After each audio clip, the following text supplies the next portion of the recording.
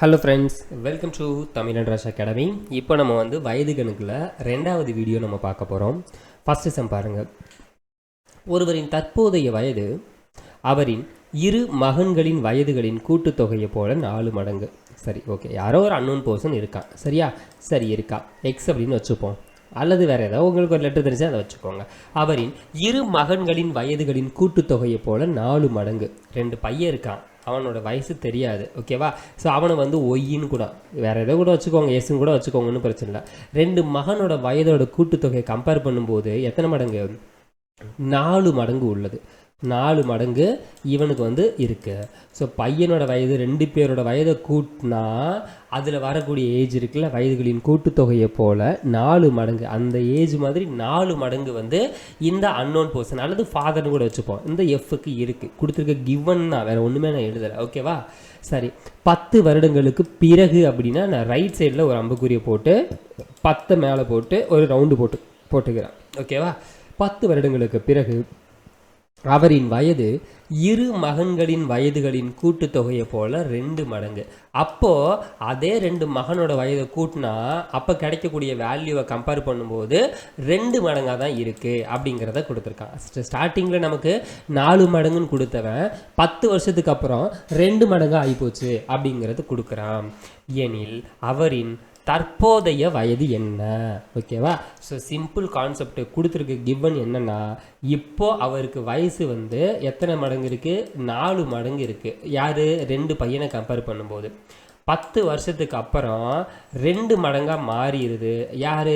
அதே 2 பையனை கம்பேர் பண்ணும்போது, ஓகேவா? இடையில வந்து 10 வருஷம். இதான கிவனு, வேறு ஒன்றுமே கொடுக்கல.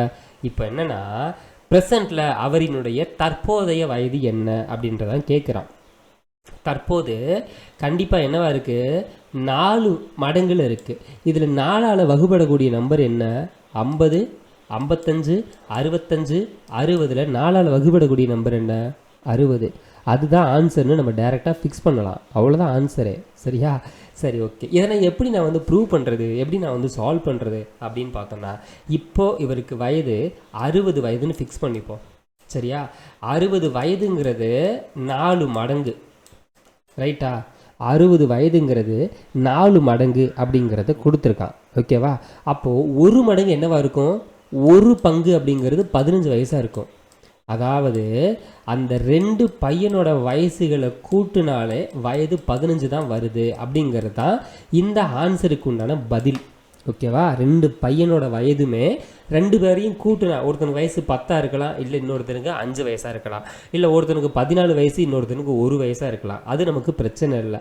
2 பேரோட வயசு கூட்டினா 15 இருந்தால் மட்டும்தான் 4 மடங்குங்கிறது 60 இருக்கும், ஓகேவா? 4 மடங்குங்கிறது 60 இருக்கும். அதில் எந்த டவுட்டும் இல்லைல்ல, அது நமக்கு கன்ஃபார்ம் எடுத்துக்கணும். இப்போ அதுக்கடுத்து 10 வருஷம் கழிச்சு அப்பாவுக்கு வயசு 70 மாறிடும். இதை நான் ப்ரூவ் பண்ணுறதுக்கு உண்டான மெத்தட் தான், ஓகேவா? 10 வருஷத்துக்கு அப்புறம் அப்பாவுக்கு வயசு 70 மாறிடும்.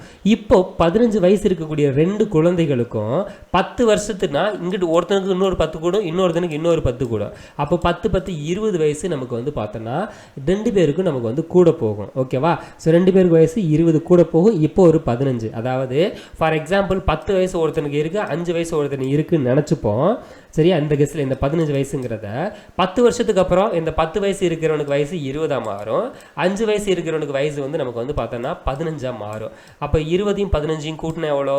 35. அப்போ 2 மகனுடைய கூடுதல் 35, அப்பாவோட வயசு 70. இதோட டபுளாக தான் இருக்குது அப்படிங்கிறது கன்ஃபார்ம்.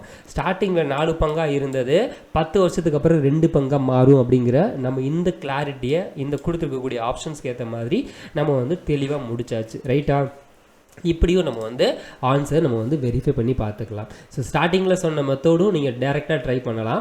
அந்த மெத்தடில் ஒரு வேளை இந்த இடத்துல 60 கொடுத்தது, இன்னொரு இடத்துல 45 கொடுத்துருக்கான், இன்னொன்று 120 கொடுத்துருக்கான் அப்படிங்கிற மாதிரி இருந்துச்சுன்னா நீங்கள் அடுத்த வேல்யூவை ட்ரை பண்ணி பார்க்கலாம். அதர்வைஸ் நீங்கள் டேரெக்டாக நீங்கள் இதுதான் ஆன்சர் அப்படிங்கிறதையும் ஃபிக்ஸ் பண்ணி கொடுத்துக்கலாம், ஓகேவா? ஓகே, தென் அடுத்த சம் பாருங்கள். தற்போது அருண் மற்றும் தீபக் ஆகியோரின் வயதுகளின் விகிதம் 4:3. அருண் ஒருத்தர் இருக்கான், தீபக்னு ஒருத்தர் இருக்கான். வயது வந்து எவ்வளவு? 4:3. அருணுக்கு 4ம் தீபக்குக்கு 3ன்னு கொடுத்துருக்கான். 6 வருடங்களுக்கு பிறகு எத்தனை வருஷம்? 6 வருஷம் ரைட் சைடில் கொடுத்துட்டான். சரி, 6 வருடங்களுக்கு பிறகு அருணோட வயது 26. யார்? இந்த அருணுக்கு வயது 6 வருஷத்துக்கு அப்புறம் 26ஆமா. சரியா? ஏனில் தற்போது தீபக்கோட வயது என்ன அப்படின்னு கேட்குறான். 6 வருஷத்துக்கு அப்புறம் அருணுக்கு 26னா இப்போ எவ்வளவா இருக்கும்? 20 இருக்கும். ரைட்டு தானே? 6 வருஷத்துக்கு அப்புறம் 26னா இப்போ 20 இருக்கும். ரைட்டு தானே? 4 பங்குங்கிறது 20னா 3 பங்குங்கிறது என்னவா இருக்கும்? டைரெக்டாக ஆன்சர் பண்ணிட்டு போயிட்டே இருக்கலாம். 4 பங்கு இந்த விகிதத்தை இங்கே விகிதம் இருக்குல்ல, 4 பங்குங்கிறது 20னா 5ஆம் வாய்ப்பால் அடியாவது. அப்போ 3 × 5 போட்டால் 15. விடை ஆப்ஷன் 15 அப்படிங்கிறத கன்ஃபார்ம் பண்ணிக்கலாம். ஓகேவா? தென் இந்த சம் பாருங்க. ஏ மற்றும் பி ஆகியோருள் ஏ இளையவர். ஏன்னு ஒரு ஆளும் பின்னு ஒரு ஆள் இருக்கான். இதில் ஏ இளையவர்னா பி மேலே. ரைட்டா? ஹைட் நான் போட்டுக்கிறேன், ஹைட் அடிப்படையாக வச்சு போட்டுக்கிறேன். அவர்களில் வயதுகளின் வித்தியாசத்தின் 7 மடங்கு. ஏ பி 2 பேர் இருக்கான். ஏ வந்து சின்ன பையன், பி வந்து பெரியவன். ஓகேவா? அதனை கொடுத்துருக்கான். ஏ இளையவர், அவர்களின் வயதுகளின் வித்தியாசத்தின் 7 மடங்கு. இந்த 2 பேருக்கும் ஏதோ ஏஜ் வித்தியாசம் இருக்குது. இந்த ஏஜ் வித்தியாசத்தோட 7 மடங்கு ஆனது அவர்களின் வயதுகளின் கூடுதலுக்கு சமம். இந்த 2 பேரோட வயசை கூட்டுனா ஒரு விடை கிடைக்கும்ல, இந்த விடை ஈக்குவல் டு இந்த 7 மடங்கு, இந்த வித்தியாசத்தினுடைய 7 மடங்கு அப்படிங்கிறது கொடுத்துருக்கான்.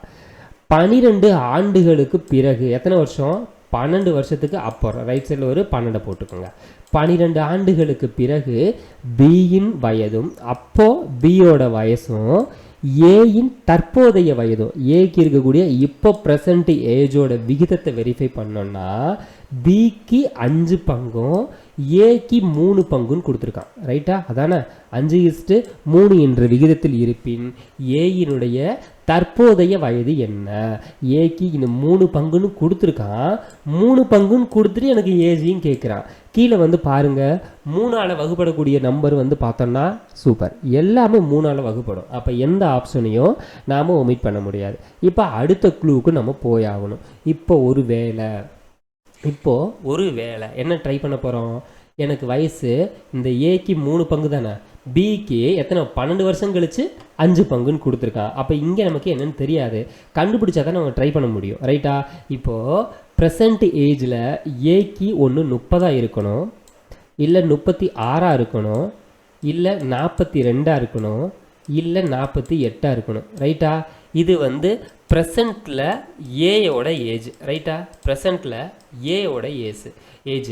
அதே இது இந்த பிக்கு நம்ம வந்து ட்ரை பண்ணணும். இங்கே பி இங்கே இருக்குது, அதோட விகிதம் என்ன கொடுத்துருக்கான்?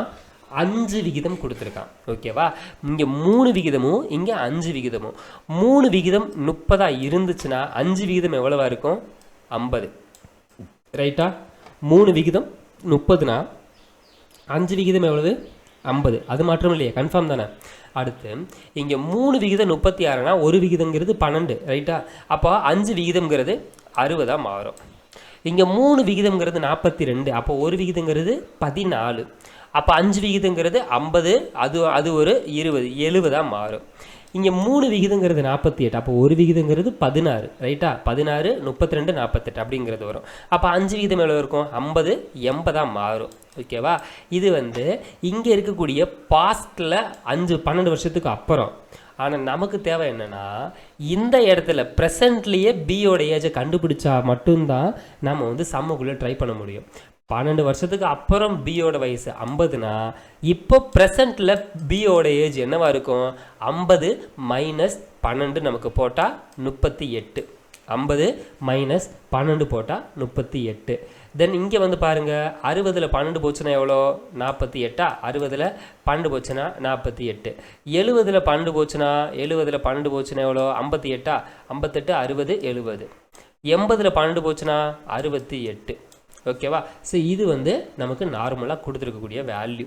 இப்போ நம்ம எல்லாமே கரெக்டாக தான் சொல்லியிருக்கோமா? 36, 12. எஸ், சரி, ஓகே. இப்போ இப்படி இருக்குது. இப்போ நமக்கு இந்த ஏஜுக்குண்டான விகிதத்தை ட்ரை பண்ணணும். இடப்பட்ட வித்தியாசம் வந்து நம்ம வந்து ட்ரை பண்ணணும். இங்கே 30க்கும் 38யும் ரெண்டையும் கூட்டுனா ஒரு ஏஜ் வரும், ரைட்டா? ஏன்னா இங்கே கூட்டுத்தொகையும் கம்பேர் பண்ணணும், இந்த இடப்பட்ட வித்தியாசத்தையும் கம்பேர் பண்ணணும். அப்படி கம்பேர் பண்ணால் தான் சொல்யூஷன் ஃபைன் பண்ண முடியும், ரைட்டா? சரி, ஓகே. இப்போ 30க்கும் 38யும் கூட்டினா எவ்வளோ வந்திருக்கு? 30 + 38 68. 30ஐயும் 38யும் கூட்டினா 68. 30க்கும் 38க்குள்ள வித்தியாசம் என்ன? 8. இப்போ அப்படி இருக்கட்டும், நம்ம அப்புறமா ட்ரை பண்ணுவோம். 36க்கும் 48க்குள்ள வித்தியாசம் என்ன? 36 48னா 12ன்னு வந்திருக்கும். ரெண்டையும் கூட்டினா 30 40 70 78 84, ரைட்டா? மூணாவது ஆப்ஷன் பாருங்கள். 42க்கும் 58க்குள்ள வித்தியாசம் என்ன? 16. 42க்கும் 58க்குள்ள வித்தியாசம் 16. ரெண்டையும் கூட்டினா 40 + 50 90 92 100 அப்படின்னு வருமா? 50 90 எஸ் 100 அப்படிங்கிறது வந்திருக்கும். தென் அதுக்கடுத்து ட்ரை பண்ணி பாருங்கள். வேறு என்ன இருக்குது? 48 இங்கே 68. ரெண்டுக்குள்ள வித்தியாசம் எவ்வளவு? 20. 40 60 100 116 1 1 6 அப்படிங்கிறது வந்திருக்கும். இப்போது சொல்லியிருக்கக்கூடிய கண்டென்ட் என்ன தெரியுமா சொல்லியிருக்கான்? ரெண்டுக்கு உண்டான 7 மடங்கு வித்தியாசத்தோட 7 மடங்கு இங்கே வித்தியாசம் இருக்கா? இந்த வித்தியாசத்தோட 7 மடங்கு நீங்கள் ட்ரை பண்ணீங்க அப்படின்னா அது வந்து ரெண்டோட கூட்டுத்தொகைக்கு சமமாக இருக்கணும்னு சொல்லியிருக்கான். இப்போது 8 × 7 நமக்கு போடுங்க. 8 × 7 போட்டால் 40 56 தான் வந்திருக்கும். 68 வந்திருக்கு. அப்போது இது கிடையாது. 12 × 7 போடுங்க. 7 × 12 70 84. எஸ், இந்த ஆப்ஷனுக்கு வருது. ரெண்டாவது ஆப்ஷன் நான் சூஸ் பண்ணியிருக்கேன்ல, அதுக்கு வருது. ரெண்டாவது ஆப்ஷன் என்னென்னா, இந்த தற்போது வயது வந்து 36ன்னு சூஸ் பண்ணியிருக்கக்கூடிய சம்முக்கு எனக்கு விடை அப்படிங்கிறது வந்திருக்கு. அப்போது ஆப்ஷன் பி அப்படிங்கிறது எனக்கு உண்டான சரியான பதிலாக நான் வந்து ஃபிக்ஸ் பண்ணிக்கலாம். சரியா? இதுதான் எனக்கு உண்டான சரியான பதில். பார்க்குறதுக்கு தான் சம் உங்களுக்கு நீளமாக பெருசாக போகும், பட் அந்த அளவுக்குலாம் ரொம்பலாம் கிடையாது. சின்ன விஷயம், கொடுத்துருக்கிற கான்செப்ட்டு அவனே ஆப்ஷனில் இது தாண்டா வருது அப்படின்னு கொடுத்துட்டான். அதை நாம் ட்ரை தான் பண்ணி பார்க்க போகிறோம். இது ஒன்றும் பெரிய ஃபார்முலாலாம் கிடையாது. வட்டத்தின் சுற்றளவு, வட்டத்தின் பரப்பளவு, கூம்பின் கன அளவு, கூம்பின் பரப்பளவு அப்படிங்கிற மாதிரிலாம் அவன் வந்து கேட்கல. ஃபார்முலா மாதிரி கொடுத்துலாம் கேட்கல. ரொம்ப ஒரு நார்மலான ஒரு விஷயம் தான் கேட்டிருக்காங்க. ஓகேவா? சரி, ஓகே. இதோட இந்த வீடியோ அப்படிங்கிறத முடிச்சுக்கலாம். இதோட கண்டினியூஸாக நம்ம அடுத்த வீடியோவில் இன்னும் சில முக்கியமான இதுக்கு அடுத்தக்கூடிய பேலன்ஸ் எல்லா சம்ஸுமே நம்ம வந்து அடுத்தடுத்த வீடியோவில் பார்க்க போகிறோம்.